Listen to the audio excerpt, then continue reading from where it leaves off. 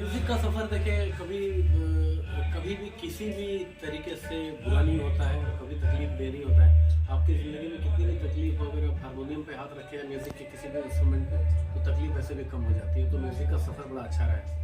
सत्यम जी, आप बात कर रहे थे मेरे साथी से, तो आपने कहा कि नई कॉम्पोजिशंस आपको करने हैं और आप कर भी रहे हैं, लगातार कर रहे हैं आप। लेकिन एक बात अभी जो चला है फ्यूजन का, जो पुरानी चीजें हैं, पुरानी गजलें हैं, बहुत पॉपुलर गजलें, उसको नए तरीके से गाना, ये भी एक रिवाज चलन है। तो इसमें क्या कठिनाई होती है? क्या इसके बनिस्बत हल्कापन होता है? हल्कापन नहीं, सॉरी मैंने गलत कहा, हल्का होता है, आसान होता है अपनी कॉम्पोजिशन बनाना, या दूसरों के कॉम्पोजिशन को नए सिरे से गाना?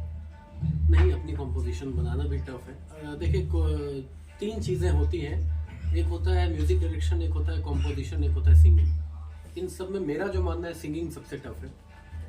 और अपनी कंपोजिशन थोड़ी सी आसान इसलिए भी मैं कहूँगा, एक सिंगर अगर अपनी कंपोजिशन करता है तो वो उसको बड़े अच्छे से निभा सकता है, क्योंकि उसका जहन है उसमें। और अगर मैं किसी बड़े सिंगर जैसे मेहदी हसन साहब की चीज़ गाऊँ या गुलाम अली साहब की चीज़, तो उसको उसी तरह से गा पाना बहुत मुश्किल होता है, क्योंकि वो उनका जहन था, उस जहन में घुसना मुश्किल होता है। तो ये है। कुमार सत्यम, गजल ही क्यों, गीत ही क्यों, रॉक स्टार क्यों नहीं, ये फिल्मी सफर क्यों नहीं, एक ट्रेडिशनल क्यों नहीं, फोक क्यों नहीं? क्योंकि मैं गजल के अलावा भजन गीत, चूँकि मेरी साहित्य में भी बड़ी रुचि रही है बचपन से। पिताजी गोड्डा महिला महाविद्यालय में संगीत के प्राध्यापक थे, तो बहुत विद्वान लोग आते थे घर पे, हिंदी के, संस्कृत के, इंग्लिश के।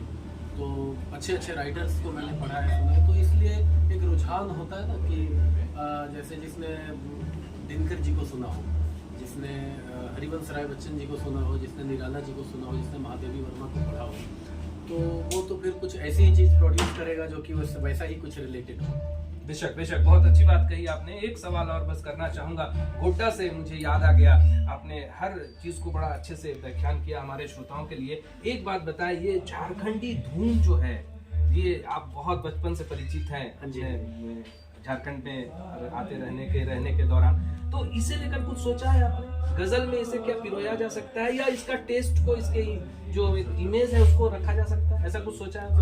नहीं, उसके धुन जहाँ तक मैंने सुने हैं झारखंड के फोक के, तो गज़लों के लिए थोड़ा सा मुश्किल है वो। मुश्किल क्या है कि मतलब एक तो वो फोक ऐसा है कि सुदूर गाँव में वो बसता है। उस फोक में आप गज़ल गाएंगे तो हो सकता है कि झारखंड में बहुत अभी भी रिमोट एरिया है जहाँ के लोग शायद नहीं समझ पाए।